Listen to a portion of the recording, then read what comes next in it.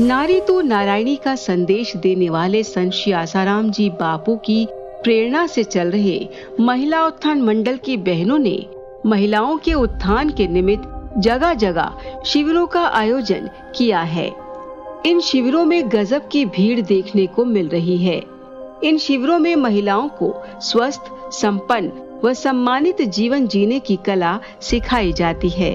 नकारात्मकता को सकारात्मकता में बदलना सिखाया जाता है और प्रतिकूलता को अनुकूलता में कैसे बदला जा सकता है, यह भी बतलाया जाता है।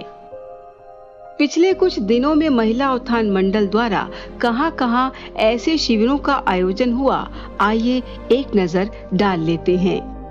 सूर्य को अर्घ देती यह बहनें संत श्री आसाराम जी बापू के लखनऊ आश्रम में शिविर का हिस्सा बनी हैं।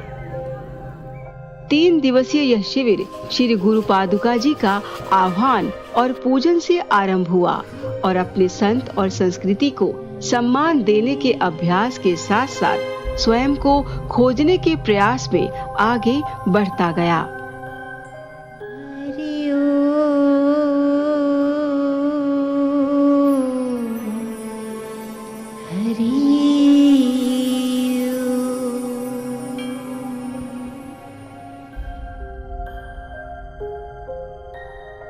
इस शिविर के कई आयाम दिखे।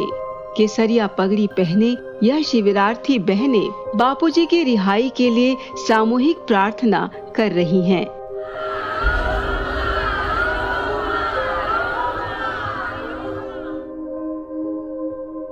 शिवालय में जाकर सामूहिक पूजन कर शिवजी की आराधना कर इन शिविरार्थी बहनों ने शिवजी का आह्वान किया और इस शिविर में सीखा कि अपने अंदर देवत्व कैसे जगाया जाए।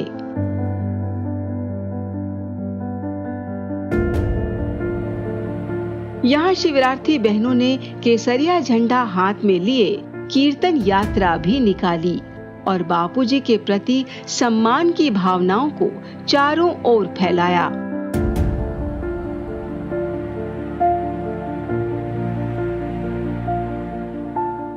लखनऊ में इस 3 दिवसीय शिविर में भाग लेने वाली शिविरार्थी बहनों को यहाँ हर रोज योगाभ्यास भी करवाया जाता था ताकि शरीर रोग मुक्त रह सके और साधना आगे बढ़ सके।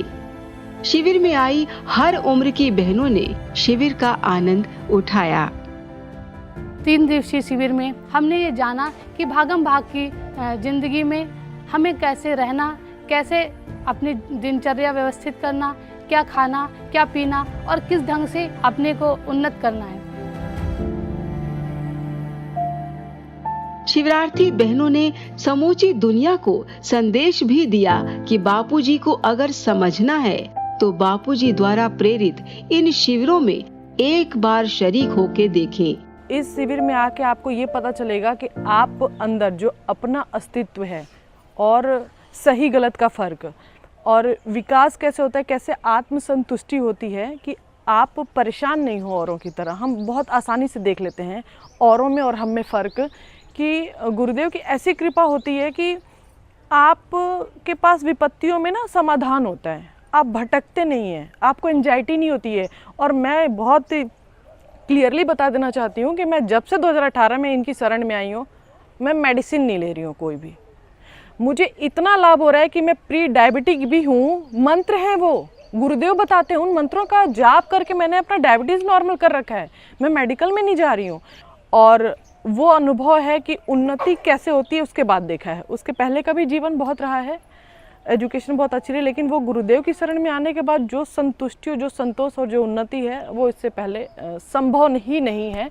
ये फैक्ट है, इसको आप एक्सेप्ट करें ना करें। अब मॉडर्न हम सभी हैं, पर मॉडर्न होने का मतलब ये नहीं है कि सूर्य अगर पूर्व से निकल रहा है तो मैं उसको एक्सेप्ट नहीं करूं। वो एक्सेप्टेड है। आप पाश्चात्य जगत के कहीं के भी हों, जो सत्य है वो है, आप उसको झुटला नहीं सकते हैं और आपके न मानने से भी वो परिवर्तित नहीं होगा। तो संत श्री आसाराम जी बापू साक्षात नारायण के अवतार हैं, निस्संदेह है। मैं न भी बोलूं वो है, और आपका सौभाग्य होगा जो इस चीज़ को समझे और उनकी शरण में आए। और अब चलते हैं हरियाणा के पानीपत, जहां साध्वी रेखा बहन के सानिध्य में चल रहा है महिला उत्थान शिविर। यहाँ भी शिविरार्थी बहनों ने सर पर कलश रखे, हाथों में केसरिया झंडे लिए अपने गुरुवर संत श्री आसाराम जी बापू के सम्मान में नगर कीर्तन निकाला और डगर डगर पुकारती गईं, हम बापूजी के, बापूजी हमारे हैं।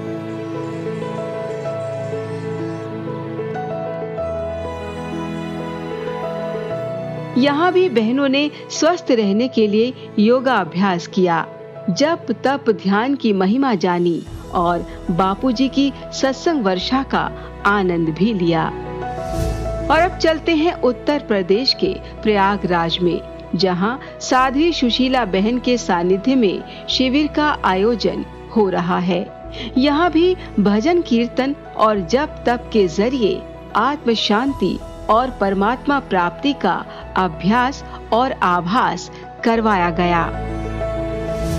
और अब चलते हैं छत्तीसगढ़ के रायपुर में, जहां साध्वी हर्षाली बहन के सानिध्य में शिविर चल रहा है। यहाँ भी गुरु प्रेम की मस्ती चारों ओर दिखी, नाच नाच कर पूरी दुनिया को बता रही थी कि हम बापूजी के हैं और बापूजी हमारे हैं। कोई किसी का तभी बन पाता है जब उसे कुछ प्राप्त हो रहा हो। यहाँ इन्हें क्या मिला बापूजी से, यह तो हम इन शिविरार्थी बहनों से ही जान सकते हैं। शिविरार्थी बहनों को यहाँ खूब आनंद भी आया। और अब चलते हैं उत्तर प्रदेश के गोरखपुर, जहाँ साध्वी सुशीला बहन के सानिध्य में शिविर चल रहा है। यहाँ भी शिविरार्थी बहनों ने अपना बेड़ा पार करने के लिए अपने गुरुवर संत श्री आसाराम जी बापू से प्रार्थना की और संस्कृति, संत और देश की रक्षा में अपनी भागीदारी का प्रण भी लिया। महिलाओं के उत्थान के लिए ऐसे शिविर संत श्री आसाराम जी बापू की प्रेरणा से देश विदेश में आज बहुत ज्यादा संख्या में महिला उत्थान मंडल के जरिए चलाए जा रहे हैं और हजारों की संख्या में महिलाएं घर बार छोड़ छाड़ कर इन शिविरों में भाग लेने आती हैं। इन्हें कुछ तो मिलता ही होगा। इन्हें इन शिविरों में क्या क्या मिलता है, कुप्रचार करने वाले इस सत्य को न तो जानना चाहते हैं और न ही समझना चाहते हैं। काश कि वह जान पाते कि जिन देशों में सत्पुरुष नहीं होते, उन देशों का जरा जरा सी समस्या पर क्या हाल हो जाता है। ऐसा नहीं कि समस्याएं हमारे देश में नहीं आई, लेकिन उन समस्याओं से निपटना हमें इसलिए आता है क्योंकि ऐसे शिविरों के माध्यम से ब्रह्मज्ञानी बापूजी ऐसा खजाना दे देते हैं जो हमारे आत्मबल, मानसिक बल, आध्यात्मिक बल, शारीरिक बल और आर्थिक बल का विकास करना हमें सिखा देता है। सवाल फिर उठता है कि कुछ असामाजिक तत्वों के इशारों पर समाज का भला करने वाले ऐसे सत्पुरुष को जेल में रखकर आखिर किसका नुकसान हो रहा है?